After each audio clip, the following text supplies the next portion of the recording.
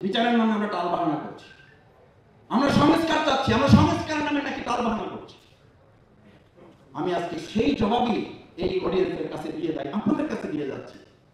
এটা প্রমাণ করে বাংলাদেশ জামাত ইসলামী বিচার এবং সংস্কার ছাড়া আমরা নির্বাচন চাই না, মানি না এবং হতে দেব না বলে আমরা ব্যর্থহীন কণ্ঠে কথা প্রকাশ করে দিয়েছি। আমিরে জামাত অসুস্থ।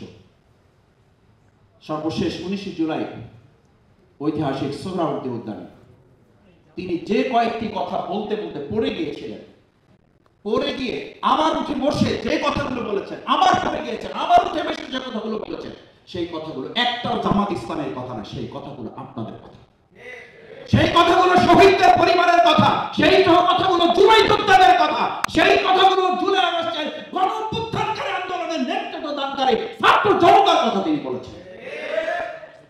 আপনাদেরকে সালাম জানিয়েছেন, দোয়া চেয়েছেন, অপারেশন সম্পন্ন হয়েছে। আমরা আশা করছি একটা নির্দিষ্ট সময়ের মধ্যে তিনি আমাদের মাঝে আবার ফিরে এসে আপনাদের আন্দোলনে তিনি সামিল হবেন। আজকে আমি এই কথাটুকু বলতে চাই, নির্বাচন নিশ্চয়ই গুরুত্বপূর্ণ। আমি তো ভোট দিতে পারিনি, কি করছি, ভোট গুরুত্বপূর্ণ, কিন্তু আমরা যখন এই কথা আমরা যখন এই কথা বলি যে আমরা কি একটা শুধু ভোটের জন্য এই আন্দোলন করেছিল, আমি বহুবার বহু জায়গায় বলেছি যে আমাদের বাংলাদেশের 53 বছরে এইরকম সরকার কখন কি কখন হয়েছে যে সরকারের প্রধান থেকে শুরু করে একদম ইমাম পর্যন্ত দেশ ছেড়ে পালিয়েছে। সেরকম একটা প্রেক্ষাপটে আপনি বলবেন 3 মাসে 6 মাসে 1 বছরের মাথায় কেন নির্বাচন দেওয়া হবে না? এই নির্বাচন না দেওয়ার কারণেই বিচার হচ্ছে না, এই নির্বাচন না দেওয়ার কারণেই সংস্কার হচ্ছে না, এই নির্বাচন না দেওয়ার কারণেই শহীদরা আজকে লাঞ্ছিত, এই নির্বাচন না দেওয়ার কারণেই জুলাই যোদ্ধাদের সম্মান দেওয়া যাচ্ছে না। মানে যা কিছু হচ্ছে না, সব কিছু হচ্ছে না কি কারণে?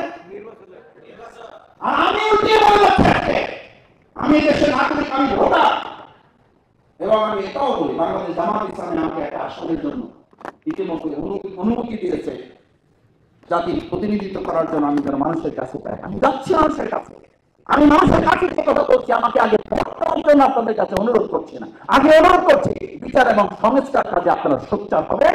বিচার সংস্কার না হলে আপনি আবার সেই 53 বছরের আপনার ভোট আপনি দিতে পারবেন না।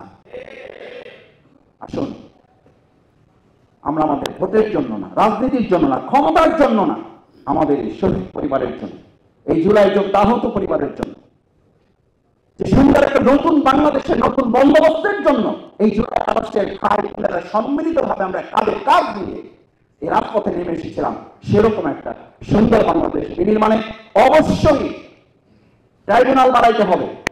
আমরা আজকে দাবি তুলতে চাই, অবশ্যই সেখানে প্রসিকিউটর বাড়াইতে হবে, সেখানে প্রসিকিউশনে যারা আছেন তাদের সংখ্যা বাড়াতে হবে, তাদেরকে সব ধরনের সহযোগিতা দিয়ে সরকারকে প্রমাণ করতে হবে তারা এই অন্তর্বর্তীকালীন সরকার শুধুমাত্র আমাদের কয়েকজন মানুষের সরকার না, তারা এই শহীদ পরিবার আহত জুলাই যোদ্ধাদেরও সরকার, রক্তের উপরে বসা সরকার।